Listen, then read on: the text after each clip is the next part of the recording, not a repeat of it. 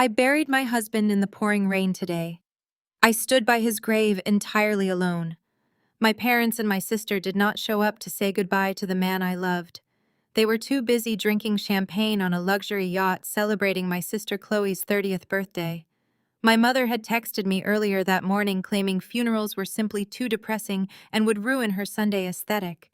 But while the pastor was reading the final prayer over the casket, my phone started vibrating violently against my leg.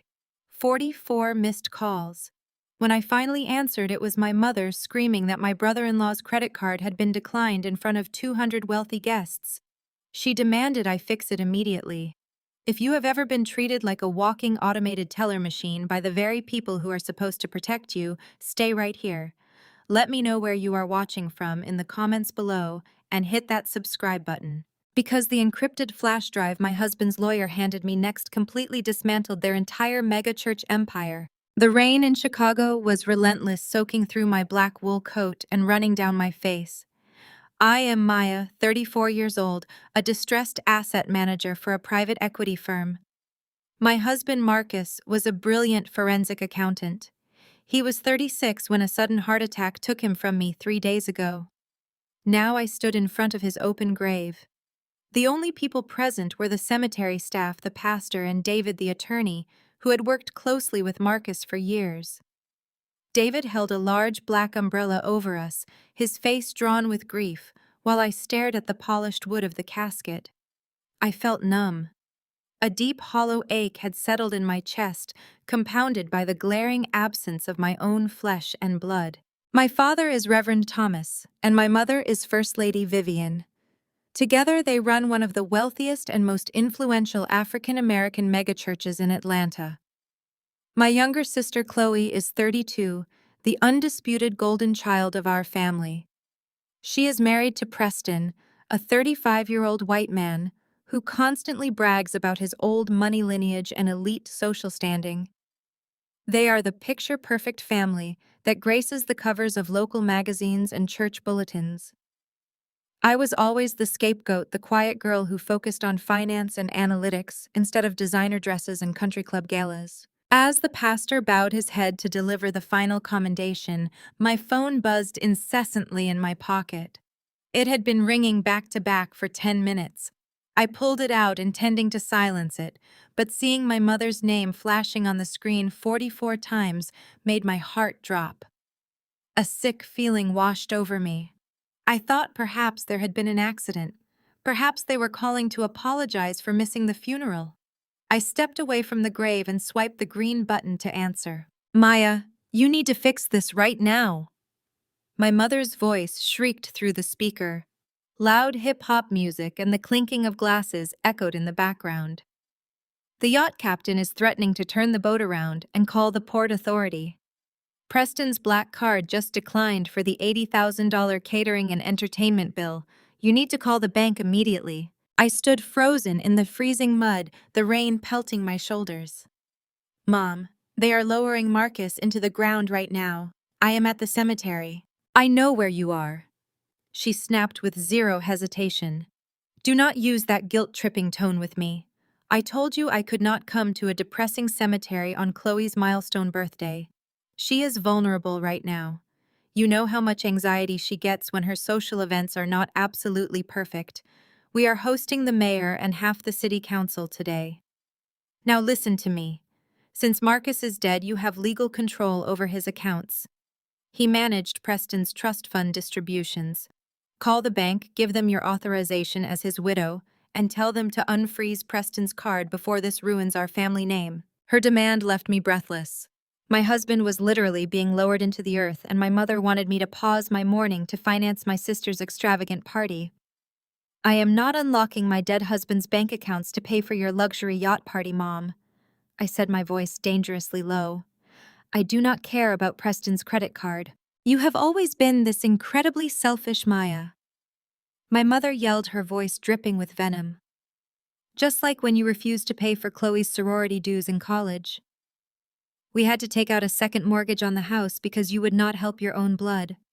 You had a high-paying job even back then, but you hoarded every penny while your sister suffered. Preston's family is on this boat right now. Wealthy old money people who already look down on our church and our community. Do not embarrass your father's ministry today. Do your duty for this family and make the call. I did not argue. I did not cry. The years of trying to earn her love, of trying to prove my worth through my career, evaporated in the cold Chicago rain. I pressed the end call button and powered my phone completely off. I turned back to the grave, taking a deep breath of the damp air, feeling a strange, hollow sense of finality. My family had made their choice. They had chosen a birthday party over my husband's funeral. They had chosen a wealthy white son-in-law's social standing over their own grieving black daughter. David stepped closer to me. He gently handed me a small black USB drive. Marcus said it was time to destroy them. The drive from the cemetery to my Chicago townhouse was a blur of slashing rain. My clothes clung to my skin, heavy with the weight of what I had just buried. I pulled into my driveway and slammed on the brakes. A silver Mercedes SUV was parked illegally across my walkway. Preston loved parking wherever he pleased, a habit born of a lifetime, ignoring rules meant for other people. I unlocked my front door, finding the deadbolt already broken. The wood was splintered. I stepped into the foyer and the sound of my sister complaining echoed from my kitchen. "My 30th birthday is completely ruined," Chloe whined, her voice carrying that familiar nasal pitch. The yacht staff escorted us off the dock in front of everyone. "Do you know what they are saying on Instagram right now? I look like a complete fraud." I walked into the kitchen. My mother Vivian sat at my quartz island wearing her enormous custom-made church hat and a pastel yellow suit. My father, Reverend Thomas, paced near the refrigerator. Preston stood by my husband's home office door, rattling the locked handle. "What are you doing in my house?" I asked. My voice was raspy from the cold and the silence of the graveyard. Vivian turned to me, her expression hardening into a scowl. "Do not use that tone with us. Your father paid a locksmith $300 to get us in here because you were busy ignoring my calls. We flew commercial from Atlanta at the last minute because Preston's accounts are locked. You made a massive mess of your sister's special day, Maya." "I buried my husband 2 hours ago," I said, staring directly into my mother's eyes. "I watched dirt fall onto his casket while you were drinking mimosas. Get out of my house." My father stepped forward, adopting his authoritative pulpit voice. "Maya, this is not the time for your usual rebellion. We are a family, and we need to handle family business." Marcus passed suddenly, but he left loose ends that are affecting Preston. "We need his work laptop right now." Preston abandoned his assault on the office door and strutted over to me. His tailored suit was unwrinkled, his blonde hair perfectly swept back. He looked at me with the same condescending smirk he had worn since the day Chloe brought him home. "Listen, Maya. Marcus was handling the distributions for my family trust. When he died, the firm's security protocols automatically froze the accounts he was actively managing. I have contractors waiting to be paid for the new pool at our estate. I need his laptop to bypass the two-factor authentication and authorize the wire transfers." I crossed my arms. "You want me to give you Marcus's encrypted laptop so you can commit wire fraud?" "It is my money," Preston scoffed, stepping into my personal space. He loomed over me, trying to use his height to intimidate me. "You would not understand how these high-level wealth structures work. You are just a glorified debt collector. Let the real financial experts handle this before you trigger an IRS audit on my family's legacy." My distressed asset management firm handled portfolios worth hundreds of millions, but to Preston and my parents, I was just a woman chasing down unpaid bills. They needed to believe I was beneath them. Chloe chimed in, leaning against the counter and checking her manicured nails. "Just give him the computer, Maya. You are acting crazy. Preston has a degree from Yale. He knows what he is doing. You are trying to punish me because you are jealous I married into a good family, and you ended up with a guy who dropped dead before he turned 40. The air in the room vanished. The raw cruelty of her words hung in the silence.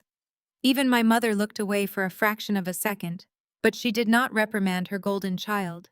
She never did. My father sighed heavily. "Hand over the laptop, Maya. Preston needs to fix the accounts." Do not be stubborn and force me to involve the church elders in your poor behavior. I looked at the four of them standing in my kitchen. Four people who had completely consumed my entire life with their demands, their image, and their unyielding greed. I felt the cold metal of the USB drive in my coat pocket. Marcus was not managing your money, Preston, I said, my voice steady and deadly calm. Preston blinked, his smirk faltering for a split second. What are you talking about? I stepped closer to him, refusing to shrink back. Marcus was a forensic accountant. He did not manage trust funds. He investigated financial discrepancies. He was not working for you. He was auditing you. The color drained from Preston's face. His jaw slackened and a flash of genuine panic darted across his eyes before he quickly masked it with anger. He lunged forward, grabbing my upper arm with a painful grip. You listen to me. Get your hands off me. I shoved him backward with a force that surprised both of us. He stumbled against the island. If any of you are not out of my house in 10 seconds, I am calling the police and reporting a home invasion. I have a broken door frame to prove it. Vivian slammed her hand on the counter. You are casting out your own family. If you do this, Maya, I will have you excommunicated. You will never set foot in our church again. The congregation will know you lost your mind and turned against your own blood. I pointed to the front door. Get out. My father grabbed Vivian's arm. Come on, we are leaving. Chloe scoffed, pushing past me. Enjoy being a miserable widow, Maya. Preston shot me a look of pure venom before following them out. I locked the door and pulled out the encrypted black USB drive to destroy them all today. I plugged the drive into my computer and typed in the decryption password Marcus and I always used. It was a complex alphanumeric string that we had memorized years ago. Marcus was a perfectionist, and his file structure was a masterclass in data preservation. I clicked on the folder labeled Preston Vanguard. My brother-in-law loved tossing his surname around Atlanta high society, claiming generations of New England wealth. He sneered at anyone who actually had to work. I opened a spreadsheet titled Trust Fund Distributions, and my breath caught in my throat. Preston was flat broke. His aristocratic family trust was completely empty. The numbers staring back at me confirmed my absolute worst suspicions. It had been drained a decade ago by his father's bad investments. The luxurious lifestyle he flaunted was an elaborate mirage funded by someone else.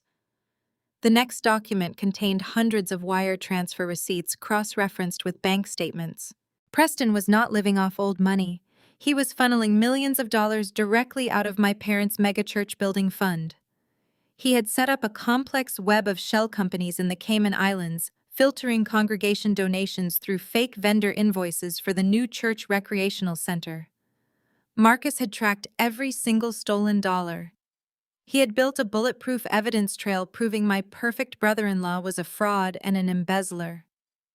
My parents had trusted Preston implicitly because he looked the part, while dismissing me because I did not. Now their blind vanity was financing a criminal enterprise. The irony of their misplaced faith was incredibly staggering and deeply painful. A sharp, heavy pounding on my front door suddenly jolted me away from the glowing computer screen. I quickly pulled the USB drive from the port, slipped it securely into my pocket, and walked through the hallway. Through the front sidelight window, I saw two uniformed Chicago police officers standing on my porch. I unlocked the deadbolt and pulled the door open, keeping my expression entirely neutral.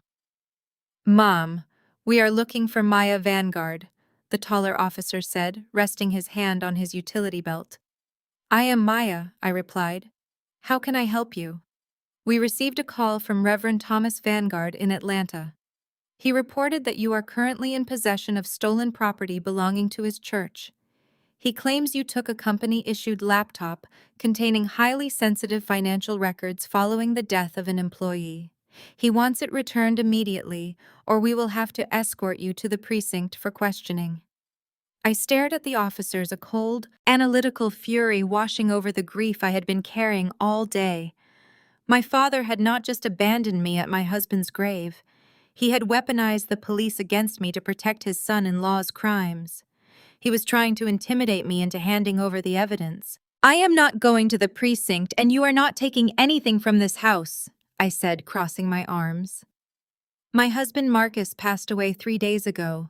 The laptop in question belongs to his private forensic accounting firm, which is a registered limited liability company in the state of Illinois. He was an independent contractor retained by my father's church, not an employee. Therefore, the hardware is not church property. The officer frowned, shifting his weight. Reverend Vanguard sent us a signed affidavit stating the hardware was purchased with church funds. He lied to you, I replied smoothly. Under Illinois probate law, specifically the Probate Act of 1975, all assets belonging to my husband's solely owned LLC pass directly to his surviving spouse upon his death. That is me. Furthermore, any attempt by a former client to seize data from an ongoing forensic audit without a court order is a violation of the Digital Privacy Act. If you try to cross this threshold and seize that laptop without a warrant specifically naming my husband's business assets, I will have your badges for unlawful search and seizure, and I will sue the department for civil rights violations. I know the statutes, officer. I manage distressed assets and corporate liquidations for a living. You are being used to settle a civil dispute that you have absolutely no legal jurisdiction over. The two officers exchanged an uncomfortable glance. They realized instantly that they had walked into a legal minefield. They were expecting a hysterical, grieving widow they could easily bully into handing over a computer. Instead, they got a distressed asset manager who handled hostile corporate takeovers before her morning coffee.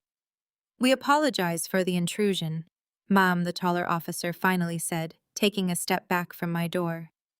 "We will inform the Reverend that this is a civil matter, and he needs to handle it through the proper legal channels.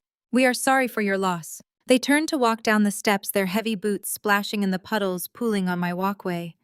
I watched them go, feeling a brief surge of victory. I had protected Marcus's work. I had protected the truth. But before the officers reached their patrol car, the second cop turned back and walked up to my porch. He reached inside his jacket and pulled out a thick manila envelope, holding it out to me. I took it, feeling the heavy stock paper between my fingers. "What is this?" I asked, my voice tightening. "We were instructed to serve you with these documents while we were here," he said, his tone entirely professional. I ripped open the flap and pulled out the legal filing. The bold black letters at the top of the front page made my stomach drop. Preston had not just sent the police to scare me. He had filed an emergency injunction in probate court. It was a temporary restraining order freezing Marcus's entire estate. The order legally locked me out of every single one of my husband's remaining digital files, bank accounts, and safety deposit boxes pending a full judicial review. The sheer audacity of the legal maneuver left a bitter taste in my mouth, but it also confirmed everything the decrypted spreadsheet had revealed. Preston was terrified. He needed to cut off my access before I could hand Marcus and his completed forensic audit to the federal authorities. I tossed the court summons onto my kitchen island and spent the rest of Saturday night meticulously backing up the contents of the black USB drive to multiple encrypted cloud servers. By the time Sunday morning arrived, I was running on black coffee and adrenaline. I booted up my personal laptop and navigated to the official website for Vanguard Fellowship Ministries. The live stream of the 10:00 service was already buffering. The camera panned across a massive sanctuary holding over 10,000 congregants. Massive LED screens flanked the stage, displaying my father and his larger-than-life image. Reverend Thomas paced the stage in a custom-tailored charcoal suit, holding a silver microphone. The choir had just finished an elaborate performance, and the crowd was on their feet, buzzing with electric energy. My mother sat in the front row, wiping away a perfectly timed, non-existent tear, while Chloe and Preston sat right beside her, holding hands and looking solemnly at the pulpit. My father stopped his pacing and let a heavy, dramatic silence fall over the auditorium. He bowed his head, grasping the bridge of his nose as if overwhelmed by a profound personal sorrow. The audience leaned in, utterly captivated by his masterful performance. "Church family," my father began, his voice echoing with practiced vulnerability. Today I step away from the scripture for a moment to speak to you as a father, a heartbroken father. Many of you know that our family suffered a tragic loss this week. We lost a son-in-law, Marcus. But grief is a dangerous thing. It can twist the mind. It can invite the enemy into our homes and turn those we love against us. I watched the screen, my heart pounding furiously. He was setting the stage. My eldest daughter, Maya, is lost in the wilderness of her own mind, he declared, looking directly into the main camera. She has abandoned the family traditions that built this ministry. Instead of leaning on the Lord and her community, she has allowed her grief to manifest as delusion. She is actively attacking her own sister. She is threatening her brother-in-law Preston, a man who has done nothing but bless this congregation, trying to extort him with wild, unfounded accusations because she cannot accept the reality of her husband and his passing. The camera cut to Chloe, who rested her head on Preston, playing the victim. Preston looked stoic, the picture of a falsely accused man. A collective murmur of sympathy rippled through the thousands of people in the sanctuary. My father and his voice rose, vibrating with righteous indignation. We see this so often in our community. Wayward daughters who reject the protection of their families, women who prioritize their secular ambitions, their corporate titles over the sacred duty of honoring their parents. Maya has always fought our guidance. She has always chosen the cold, secular world of finance over the warmth of this church. And now that spiritual rebellion has blossomed into madness. She needs our prayers, yes, but she also needs to face the consequences of trying to tear down the righteous to soothe her own bitter heart. I stared at the screen, recognizing the exact same toxic manipulation he had used to control me my entire childhood. If I wanted to study economics instead of joining the choir, I was a wayward daughter. When I bought my own car, instead of letting him negotiate the lease, I was rejecting family protection. He weaponized the pulpit to crush dissent, framing any independent thought as an attack on the church itself.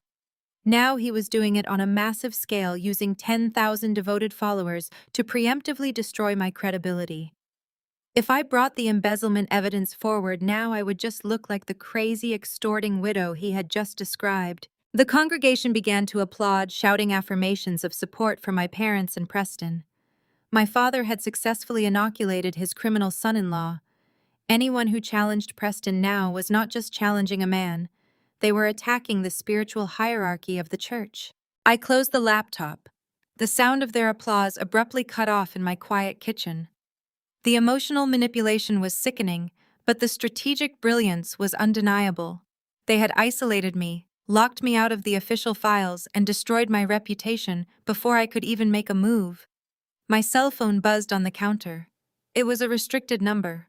I swiped the screen to answer. Maya, the voice on the other end, was clipped and highly agitated. It was Richard Sterling, the senior managing partner at my private equity firm. Richard. Good morning. I am surprised to hear from you on a Sunday, I said. This is not a social call, Maya Richard snapped. I have spent the last hour fielding calls from 3 of our largest institutional investors. They are furious. Apparently, a coordinated campaign just launched across several prominent business networks in Atlanta and Chicago. I felt dread crawl up my spine. What kind of campaign, I asked. A boycott, Maya. Wealthy congregants and affiliated business owners from your father and his church are actively organizing a massive boycott of our firm. They are threatening to pull hundreds of millions in managed assets by tomorrow morning. They claim you are mentally unstable and currently engaged in a malicious extortion plot against one of their prominent community leaders. I gripped the edge of the kitchen island. My father had just mobilized his elite donor network to attack my livelihood. Richard. I am suspending you immediately pending a full investigation into these serious allegations, he said coldly. Do not contact any clients. Goodbye, Maya. The click of the disconnected call echoed in the dead silence of my kitchen. Richard had just suspended me. My father had successfully weaponized his flock to paralyze my career. Instead of collapsing into tears, razor-sharp clarity washed over me. They thought stripping me of my corporate title would render me helpless. They forgot that my expertise was dismantling failing institutions. I went straight to Chloe's social media. She never could resist broadcasting her location to her adoring followers. 5 minutes ago, she posted a selfie holding a flute of Prosecco tagged at the Oakwood Country Club. I grabbed my keys, slid into my coat, and marched out the door. The rain had stopped, leaving a heavy fog over the city. I drove with brutal precision toward the elite northern suburbs. Oakwood was a fortress of wealth and generational arrogance. Preston lived there, using the club to project his fabricated dominance. I tossed my keys to a startled valet and bypassed the massive mahogany front doors, heading straight for the opulent outdoor dining terrace. The terrace was a sea of pastel linen suits, clinking sterling silver and hushed, privileged chatter. Chloe and Preston held court at a premium corner dining table overlooking the 18th hole. 6 wealthy friends surrounded them. Chloe was dabbing her dry eyes dramatically, recounting the fabricated trauma our father preached about. I walked slowly through the maze of tables. The sharp click of my heels against the stone pavers drew curious glances from the surrounding elite. I stopped directly behind Preston's chair. His laughter died in his throat as he noticed the expressions on his friends' faces shifting from polite sympathy to sudden discomfort. He turned around, his smug grin melting into a mask of pure irritation.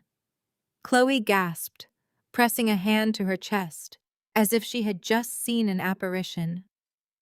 "What are you doing here, Maya?" she wailed, her voice instantly elevating to capture the attention of every nearby table. "I am trying to heal. I am trying to process the tragic loss of my dear brother-in-law, and you track me down to harass me in public. You are sick. You need serious psychiatric help." Her wealthy friends glared at me, their faces twisted with aristocratic judgment. Preston stood up, smoothing the lapels of his custom blazer. He puffed out his chest, stepping squarely between me and his wife, adopting the posture of a valiant protector, shielding a damsel from a deranged intruder. "You have crossed a massive line, Maya," he declared, his voice booming with unearned authority. "Your father warned us you were having a mental breakdown. I will not allow you to terrorize my wife in our private club." He snapped his fingers toward a cluster of staff members near the entrance. A senior hospitality manager and 2 burly security guards immediately rushed over. Preston looked at them with the supreme entitlement of a man who believed the world existed entirely to serve him.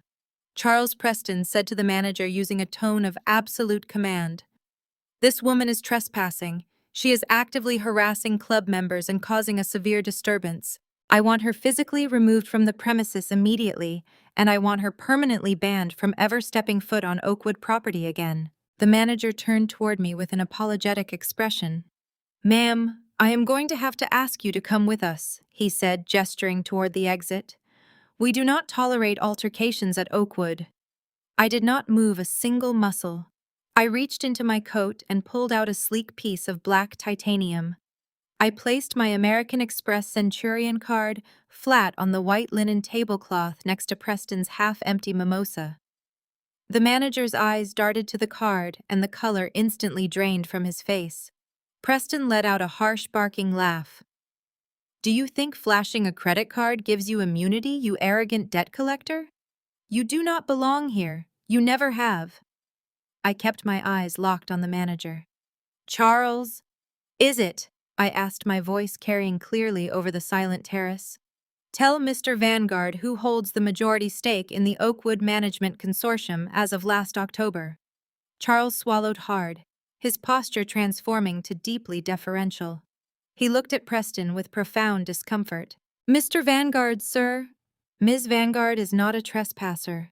Her private equity portfolio purchased a 60% controlling stake in this club 10 months ago. She is essentially the primary owner of this facility." The silence on the terrace was absolute. Chloe's theatrical sobbing stopped instantly, her mouth hanging open in disbelief. The wealthy friends who had been glaring at me suddenly looked terrified. Preston staggered back a step, the arrogant superiority completely wiped from his features. He looked at me as if the ground beneath his loafers had just turned into quicksand. I picked up my Centurion card and slid it back into my pocket. I stepped directly into Preston's personal space. He was taller than me, but in that moment he looked incredibly small. I leaned in, bringing my mouth just inches from his ear, ensuring nobody else could hear the devastation I was about to unleash. "I know exactly what you are doing, Preston," I whispered, my voice slicing through the air like a scalpel. "I have Marcus's encrypted audit files. I know about the shell company in the Cayman Islands. I know how many millions you funneled out of my father's church building fund to pay for this fake aristocratic lifestyle." Preston went deathly pale. His skin turned the color of old ash, and his hands began to tremble violently. He backed away from me, knocking his chair to the ground with a loud clatter. He did not look at his wife. He did not look at his friends. He pulled his cell phone from his pocket with shaking fingers and sprinted away from the table, fleeing toward the golf paths to make a panicked phone call. I watched Preston sprint across the manicured grass of the 18th hole, his phone pressed desperately to his ear. He tripped over a sprinkler head, stumbling awkwardly before regaining his balance and disappearing behind a row of ancient oak trees. Chloe sat completely frozen at the table. Her wealthy friends stared at me in stunned silence. Charles, the club manager, remained frozen in his deferential posture, waiting for my next command. I looked down at Chloe, whose perfectly contoured face had contorted into a mask of pure confusion. I did not say another word to her. I picked up my coat, turned on my heel, and walked out of the country club with my head held high. The drive to my townhouse was quiet. The fog lifted, revealing a sharp, clear afternoon. Preston was a cornered animal now, and I knew he would strike back with whatever desperate resources he had left. I just did not expect him to move so fast. When I pulled into my driveway, a sleek black town car was parked illegally across my walkway. Two men in immaculate pinstripe suits stood on my front porch, flanking my mother. Vivian wore a severe black trench coat, her lips pressed into a thin white line. Preston stood behind them, his face still pale from our encounter at the club, but his eyes burning with renewed malice. I stepped out of my car. I walked up the path, stopping at the porch steps. "Are we holding a congregation meeting on my front lawn now?" I asked, my tone flat. My mother stepped forward, her heels clicking sharply against the concrete. "Do not be insolent, Maya. We are here to handle the debts your husband left behind. He disgraced this family, and Preston is simply trying to clean up the mess." One of the men in the pinstripe suit stepped forward, opening a leather briefcase. "Ms. Vanguard, I am Arthur Sterling, legal counsel, acting for Mr. Preston Vanguard. We are here to formally serve you with a notice of default and immediate intent to foreclose on this property." He pulled out a thick stack of stapled documents and held them out to me. I did not take them. I crossed my arms and stared at him. "This house is fully paid off," I said. "It was purchased in cash 5 years ago. There is no mortgage to default on." Preston pushed his way to the front, a triumphant sneer replacing his panic. "Not a mortgage, Maya, a collateralized loan.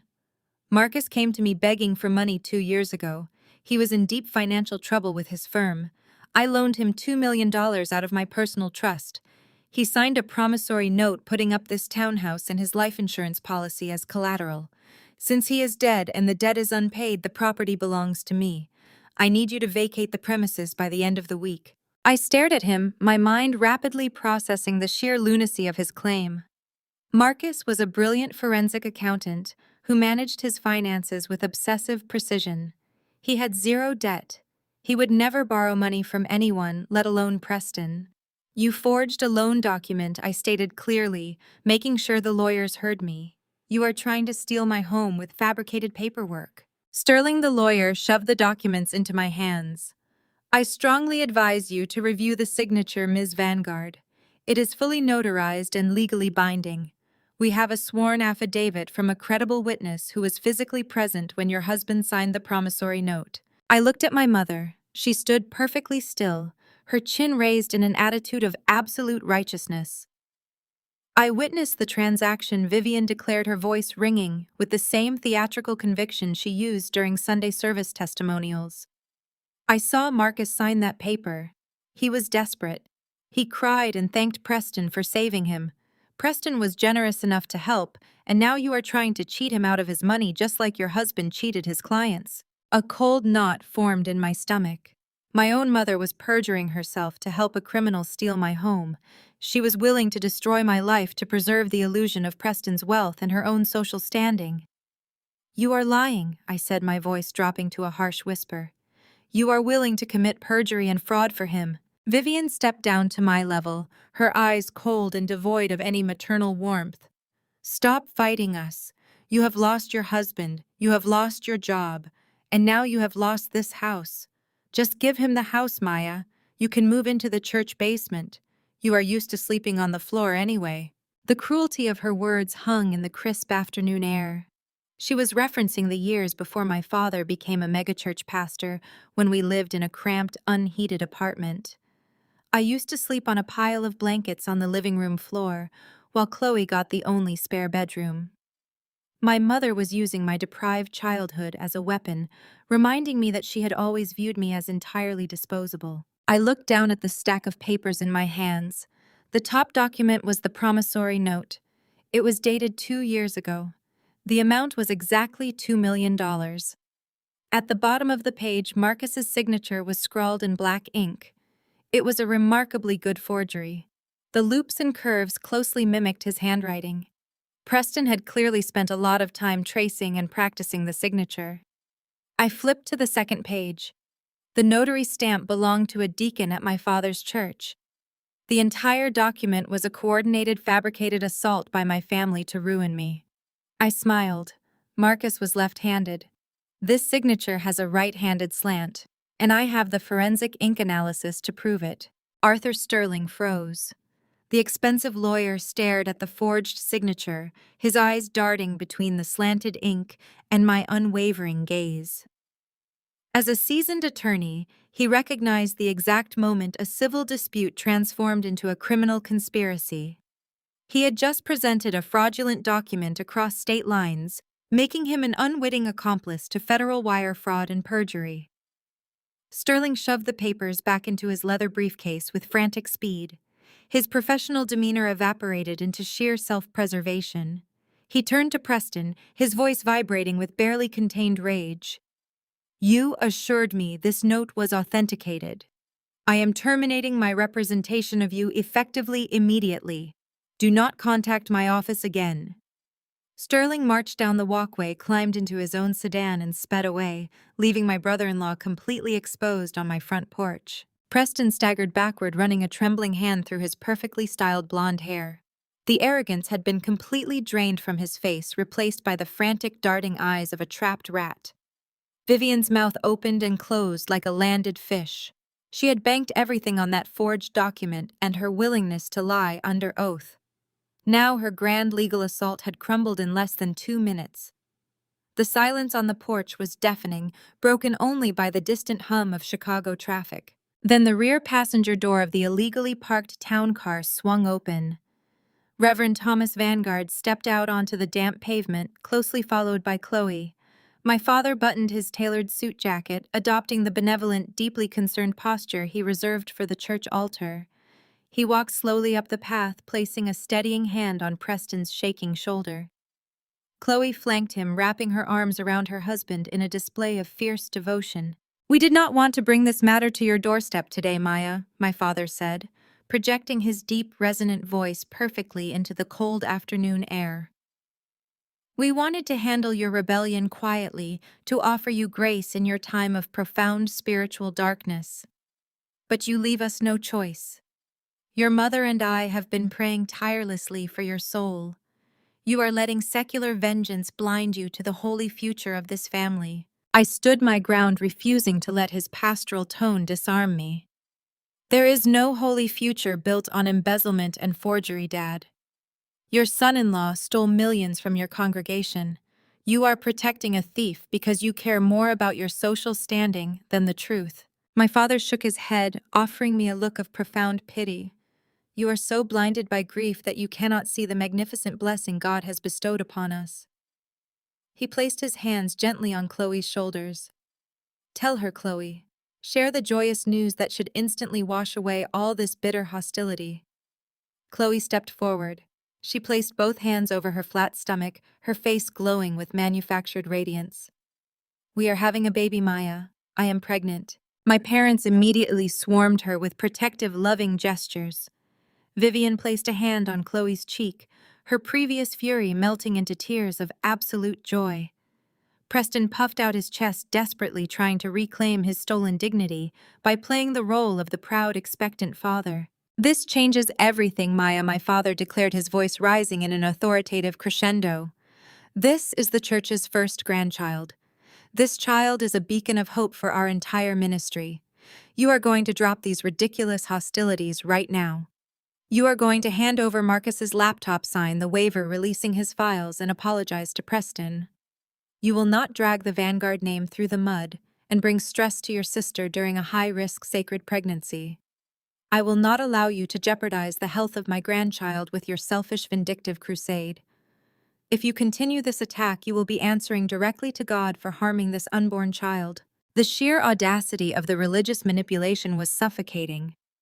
My father was using an unborn baby as a human shield for a multi-million-dollar fraud scheme. He was weaponizing his faith, attempting to crush me under the immense weight of family guilt and spiritual obligation. They expected me to instantly fold, to bow down to the golden child's miraculous news and surrender my husband's legacy. Chloe stepped closer to me, leaving the protective circle of our parents. The sweet maternal glow vanished from her eyes, replaced by a sharp, venomous cruelty. She leaned in, her voice dropping to a low, mocking whisper meant only for my ears. "I am finally giving them what you couldn't, Maya." The words felt like a physical strike. She was deliberately referencing the 5 agonizing years Marcus and I had spent in fertility clinics. She was mocking the endless rounds of invasive injections, the crushing disappointment of failed transfers, and the quiet, devastating grief we had carried in our marriage. Chloe knew exactly where to aim the knife. She was using my deepest personal pain to establish her supreme dominance in the family hierarchy. "You are a bitter, barren widow," Chloe sneered, stepping back so our parents could see her innocent face. "You are just jealous because I am building a legacy and your entire life is completely over. You have nothing left. Let us have our happiness." I looked at my sister, taking in her triumphant smirk. I looked at my father, who was nodding in stern agreement with his perfect daughter. I looked at Preston, who was silently begging me to surrender. I reached into my coat pocket and pulled out a folded stack of papers I had printed from the encrypted USB drive earlier that morning. I did not raise my voice. I did not shed a single tear. I just looked directly into Chloe's eyes. "That is a fascinating medical miracle, Chloe. Truly an immaculate conception." I unfolded the papers and held them up, exposing the official letterhead from an elite Atlanta urology clinic. Because according to Preston's private medical files from 2021, he is completely sterile. The silence that followed was so profound it felt as though the oxygen had been completely sucked out of the atmosphere. Preston stared at the medical document in my hand, his jaw working uselessly as his brain struggled to process the irrefutable proof of his own biological inadequacy. Then the violent denial erupted. He lunged forward, snatching the paper from my grasp, his face turning mottled crimson. "These are absolute lies," he roared, the veins in his neck bulging. "You fabricated these records to ruin us. You hacked a medical database and printed out a fake history just to hurt your sister." He spun around to face Chloe, clearly expecting her to echo his outrage. Instead, he found his wife completely immobilized. Chloe was staring blankly at the damp pavement, her flawless complexion drained of all color. Her hands trembled violently against her designer coat. She did not look at him. She did not look at anyone. The absolute terror radiating from her rigid posture was a louder confession than any spoken word could ever be. The forged document slipped from his fingers, scattering across the concrete. The grand illusion of their immaculate union shattered right before my eyes. "Whose baby is it?" Preston demanded, his voice dropping into a guttural, terrifying register. Chloe simply squeezed her eyes shut, a single tear cutting a track through her foundation, refusing to answer him. My father moved with the panicked urgency of a man watching his carefully constructed empire burn to the ground. He stepped squarely between Preston and Chloe, raising his hands in a frantic gesture of pacification. "That is enough," Thomas barked, his pastoral composure entirely abandoning him. We are not doing this out in the open where anyone could be watching. He grabbed Preston by the arm, trying to physically wrestle him away. Get in the car right now. We are going back to the estate, and we will handle this matter privately. We will pray on this and deal with it behind closed doors as a family should. We cannot allow a scandal of this magnitude to reach the congregation. Do you have any idea what a public paternity dispute would do to the church's image? The annual donor gala is in 3 weeks. We have a multi-million-dollar brand to protect, a pristine ministry to uphold, and I will not let a moment of secular indiscretion destroy everything I have built. We handle this quietly, or we lose everything. I stepped directly into my father's path, planting my feet and blocking his retreat. Privately, I repeated the word tasting like toxic ash. You mean exactly the way you handled my life when I became inconvenient for your precious brand?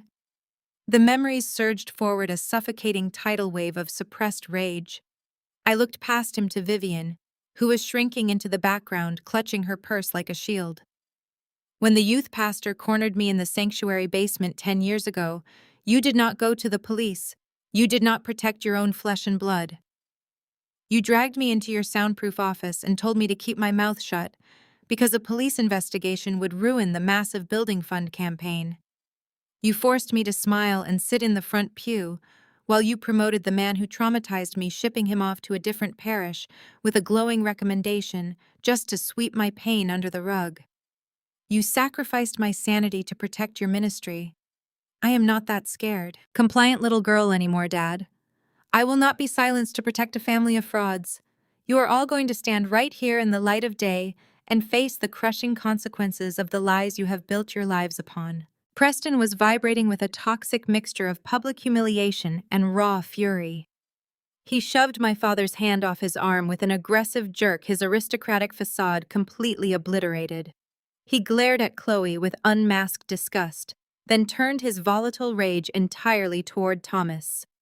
"Do not touch me," Preston snarled, stepping into my father's personal space. "You do not get to dictate terms to me anymore. You think you can just order me into a car and sweep this away like one of your pastoral inconveniences. My wife is carrying another man's bastard child, and you want to hold a prayer circle to protect your fancy donor gala. You are nothing but a glorified salesman in a clerical collar, selling salvation while hoarding the tax-free profits." My father drew himself up to his full height, his face hardening into a terrifying mask of authority. "You watch your tone with me, Preston. I am the only reason you have a roof over your head. I am the only reason you are not sitting in a federal penitentiary right now. You owe me everything, and you will do exactly as I say." A harsh, bitter laugh erupted from Preston's chest. It was a manic sound that echoed sharply off the neighboring houses. "I owe you," Preston spat, pointing a shaking finger directly at my father. "You hypocritical old fool. You think you are the grand puppet master pulling all the strings. You think you can cast me aside the second your daughter's disgusting indiscretions threaten your financial empire. I am not taking the fall for this family. If I am going down today, I am taking the entire Vanguard ministry straight to hell with me." He turned his wild, bloodshot eyes toward me, a desperate cornered grin spreading across his pale face. "You think you have the whole puzzle figured out, Maya?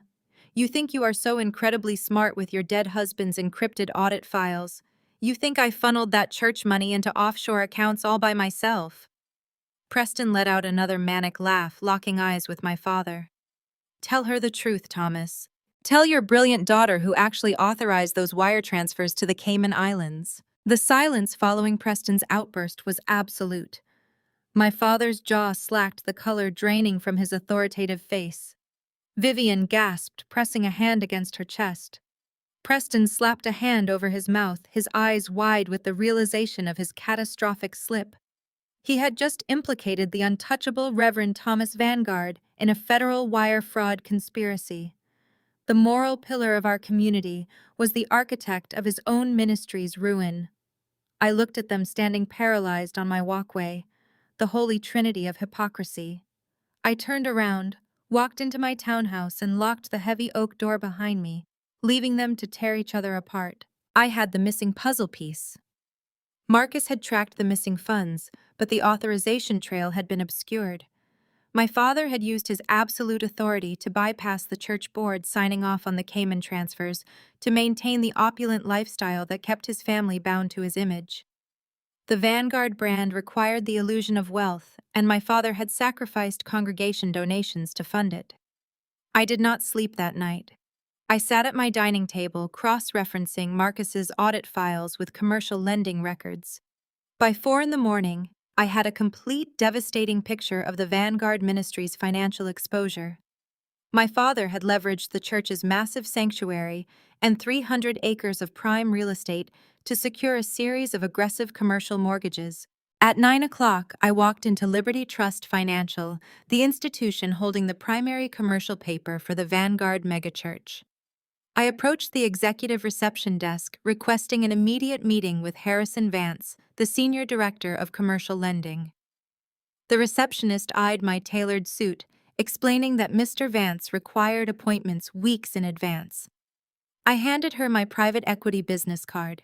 I told her to inform Mr. Vance that the senior distressed asset director who orchestrated the downtown harbor redevelopment was waiting. Less than 2 minutes later, Harrison Vance himself rushed through the double mahogany doors to greet me, his face stretched into a smile of genuine professional reverence. "Maya Vanguard," he said, vigorously shaking my hand. "It is an absolute privilege. Your ruthless restructuring of that harbor portfolio last quarter is legendary in this building. We have been trying to recruit someone with your exact analytical brilliance for years." The contrast was almost poetic. Yesterday, Preston had loudly dismissed me as a glorified debt collector. Yet here in the corridors of institutional power, a top commercial banker was practically bowing to my expertise. Preston had diminished my career because acknowledging my actual status would shatter his fabricated superiority. I thanked Harrison and followed him into his corner office overlooking the city. I did not waste time with pleasantries. I extracted a set of financial summaries compiled from Marcus's data and slid them across his polished desk. "We need to discuss the commercial mortgages your bank holds on the Vanguard Ministry campus," I stated evenly. Harrison's professional smile faltered. "My client confidentiality prevents me from discussing specific loan details, even with the pastor's daughter. I am not here as a daughter. I am here as a distressed asset manager offering a solution to a massive liability sitting on your books." I tapped the top sheet of the file. "You and I both know the church has missed its last 3 quarterly balloon payments. The building fund they pledged as collateral was drained months ago. They are in severe, incurable default." Harrison exhaled a heavy breath, leaning back in his leather chair. The professional mask dropped, replaced by the grim reality of a banker facing a public relations nightmare. "You are correct. It is a catastrophic mess. We are preparing to issue the formal notice of default by Friday. But foreclosing on a beloved megachurch with 10,000 members is a media disaster. If we seize the property, we will be painted as corporate villains throwing a congregation onto the street. We are stuck holding toxic debt because the optics of collecting it are radioactive." "That is exactly why I am sitting in your office," I said, leaning forward and steepling my fingers. "I am offering Liberty Trust Financial a clean, immediate exit from this public relations disaster. I will purchase the entire Vanguard Ministry debt portfolio right now today for cash." Harrison stared at me in complete shock. "Maya, the outstanding principal on those commercial loans is staggering. We are talking about tens of millions of dollars. No single private equity manager carries that kind of liquid capital for a spontaneous acquisition." I reached into my briefcase one last time. I produced a certified proof of funds letter issued directly by my primary wealth management firm. Over the past decade, while my family assumed I was a bitter workaholic scraping by, I had quietly, ruthlessly built a private fortune. My aggressive restructuring bonuses combined with Marcus's immaculate investment portfolios had accumulated into a staggering sum. I possessed more verified liquid wealth than my father's entire ministry generated in a decade. I slid the verification letter across the desk. Harrison picked it up, scanning the 9-figure balance. The color drained from his face as he realized the sheer magnitude of the financial power sitting across from him. I am not functioning as a manager today, Harrison. I am functioning as a private buyer. Draft the assignment of debt paperwork. By noon, the ink was dry on the transfer agreements. I walked out of Liberty Trust Financial, holding a heavy leather folio containing the original promissory notes for the entire Vanguard Ministry campus. I stood on the bustling city sidewalk, the cold wind whipping my coat, feeling a profound sense of absolute control. My father and Preston thought they could manipulate me, silence me, and steal my home using forged paper and religious guilt. They thought they held all the power. They were wrong. I pulled my phone from my pocket and typed a simple text message to my father. I was now legally their biggest creditor. Instead of waiting for the inevitable barrage of panicked phone calls from my parents, I powered down the device. I gathered my briefcase, walked out of Liberty Trust Financial, and headed straight back to my private equity firm's secure legal department. I handed the original commercial promissory notes to my lead corporate attorney, instructing him to execute the default acceleration clauses immediately. By 3 o'clock that same afternoon, a dedicated team of process servers was dispatched to the Vanguard Ministry campus. They carried heavily stamped legal binders containing the formal irrevocable notice of commercial foreclosure. The megachurch with its multi-million-dollar high-definition broadcasting center, its sprawling stained-glass main sanctuary, and its private fleet of luxury pastoral vehicles was officially placed into severe financial receivership. I instructed the ground-floor building security team at my downtown office to flag any unannounced visitors matching my parents' specific physical descriptions, explicitly noting they would likely arrive in a state of extreme hostility. I then retreated to my corner suite, locked the door, and sat quietly behind my expansive mahogany desk. I meticulously arranged the physical paper copies of Marcus's forensic audit files into neat, undeniable stacks. The trap was now perfectly set and armed. The chaotic disruption in the front reception area started just before 5 o'clock. Even through the soundproof glass panels of my corner executive suite, I could hear the shrill pitch of my mother's voice echoing violently down the corridor. My desk phone buzzed urgently.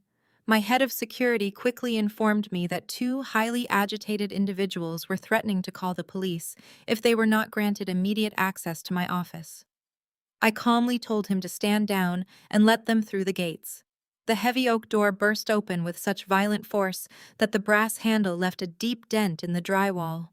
Reverend Thomas Vanguard and his devoted wife Vivian charged into the room, their wholly benevolent public facades completely incinerated by blind, desperate rage. My father's face was an alarming shade of dark purple, his usually immaculate hair plastered to his sweating forehead. My mother looked entirely unhinged, her expensive designer purse swinging wildly from her arm as she marched aggressively across my imported Persian rug. "You ungrateful, vindictive parasite," my father bellowed, slamming his fists onto my desk so hard my coffee cup rattled loudly against its saucer. "You honestly think you can steal my church from me? I built that magnificent ministry with my bare hands over 3 decades. I am a respected man of God, and you are trying to destroy a sacred institution out of pure childish spite." I leaned back in my chair, remaining entirely unfazed by his manufactured thunder. "You destroyed that church yourself, Dad," I replied, making sure my voice remained perfectly steady and brutally cold. "You deliberately stole from your own faithful congregation to secretly fund your private jet vacations and Chloe's ridiculous designer lifestyle. You embezzled millions to pretend you were royalty. I am just the authorized debt collector holding the receipts for your sins." Vivian practically lunged across the wide expanse of the desk, her manicured fingers curling into aggressive claws. "We should have known you would eventually do something this profoundly treacherous," she shrieked, the venom dripping from her bared teeth. "You were always a stubborn, defiant, unnatural nightmare of a child. We gave you everything a girl could ever want, and you flatly refused to fall in line and obey us." I stared directly at the woman who had birthed me, silently watching the last shreds of her maternal disguise melt away into pure malice. "You hated me because I did not need your dirty money to survive," I stated, laying out the absolute undeniable truth of our toxic dynamic. Vivian let out a harsh laugh that bounced off the glass walls. "I hated you because you were impossible to control, Maya. Chloe was easy. Chloe just wanted pretty clothes, expensive cars, and a generous allowance, and as long as we gave it to her, she did exactly what she was told. She played the perfect pastor's daughter. She smiled beautifully for the cameras, and she elevated our corporate brand. But you, she spat, her eyes filling with a profound resentment. You had to go get your own advanced degree, your own high-paying job, your own independent money. You thought you were so much better than us with your elite corporate career and your smart husband. You could never be exploited for the ministry because you never needed a single thing from us. You have been a threat to this family since the day you realized you could stand on your own 2 feet and walk away. Her venomous confession hung heavily in the tense atmosphere, serving as a brutal validation of everything I had felt during my entire childhood. They never wanted a living daughter. They just wanted a manageable prop. And because I actively refused to be a prop, I became the ultimate enemy. My father's breathing grew increasingly heavy and ragged. His panicked eyes darted wildly around my organized desk, finally landing on the thick labeled stacks of financial documents and the silver USB drive resting innocently next to my computer keyboard. The raw panic in his expression morphed into something primitive, desperate, and violent. He lunged around the sharp edge of the desk, aggressively reaching out for the physical evidence of his crimes. "I will burn every single piece of paper in this room," Thomas threatened, his hands hovering over the audit files. "I will smash that drive to pieces right now." I simply picked up my silver pen, tapped it against the desk, and looked toward the large leather wingback chair positioned perfectly in the shadowed corner of my office. "You might want to reconsider destroying federal evidence, Dad," I said. Special Agent Miller with the IRS Criminal Investigation Division stood up. He has been sitting there listening to this entire conversation. Special Agent Miller stepped out of the shadows of the corner, his presence materializing like a grim reaper in a gray suit. He buttoned his jacket with methodical precision, his eyes locked onto my father's trembling form. The silence in my office was no longer tense. It was radioactive. My father's hand hovered inches from the stacks of financial records, frozen as the reality of a federal witness materialized before his eyes. Vivian let out a strangled gasp, shrinking back against the doorframe, as if trying to merge with the woodwork. Agent Miller bypassed them, walking straight to my desk. He did not flash a badge. He did not need to. The quiet, absolute authority radiating from him commanded the room. He looked down at the ledgers, the offshore routing numbers, and the encrypted USB drive. Then he looked at me, a profound respect softening his sharp features. "Your husband was a patriot," Maya Miller said, his voice carrying a gravity that made the room feel even smaller. "When Marcus first came to us 18 months ago, he suspected irregularities in the ministry's vendor contracts. By the time his heart failed, he was a registered confidential informant for the Criminal Investigation Division, working actively to dismantle this syndicate from the inside out." The revelation hit the room like a concussive blast. Marcus had not just been building a defensive portfolio for me. He had been actively dismantling their fraudulent empire alongside the federal government. His death had stalled the investigation, burying the evidence behind encryption algorithms. Only I possessed the key to unlock. They thought they had buried a problem when Marcus died. Instead, they had merely delayed a federal reckoning. I stood up, sliding the ledger toward the agent. "I am ready to finish what my husband started," I stated, my voice echoing with clarity. I tapped the first column of highlighted offshore transfers, pointing to the exact point of origin.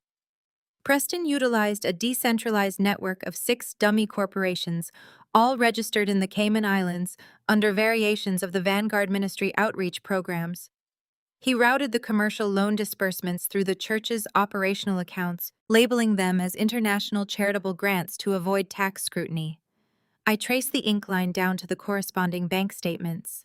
From there, the funds were funneled into 3 private trusts, which directly paid for the Vanguard estate renovations, Vivian's personal credit lines, and Preston's vehicle leases. Miller pulled a notebook from his breast pocket, nodding as he verified the routing numbers against his own preliminary data. "The paper trail is immaculate, Maya. The structure of these shell companies perfectly matches the initial wire anomalies Marcus flagged before his passing. We just needed the authorization signatures to connect the offshore accounts back to the physical individuals standing in this room. Preston, who had been hovering near the doorway in a state of shock, suddenly snapped. His aristocratic facade, already cracking, shattered into a desperate feral display of entitlement. "You cannot do this to me," Preston shouted, marching toward the agent with a manufactured swagger. "Do you have any idea who I am? You are dealing with a direct descendant of the Sterling family trust. My family practically built the financial district of this city. If you think you can drag my name into some megachurch tax dispute, my family's legal team will tie your division in litigation for the next decade. I demand you step out of this office immediately and forget everything this bitter, jealous woman just told you." Agent Miller did not flinch. He slowly closed his notebook, slipping it back into his pocket, and let out a sharp, amused laugh. The sound was devastating. It cut through Preston's bravado like a serrated blade. He looked at Preston not with intimidation, but with profound pity.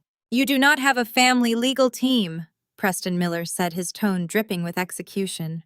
"We ran a full background check on every individual associated with the Vanguard Executive Board. Your family disowned you 5 years ago when they caught you embezzling from your own grandfather's trust.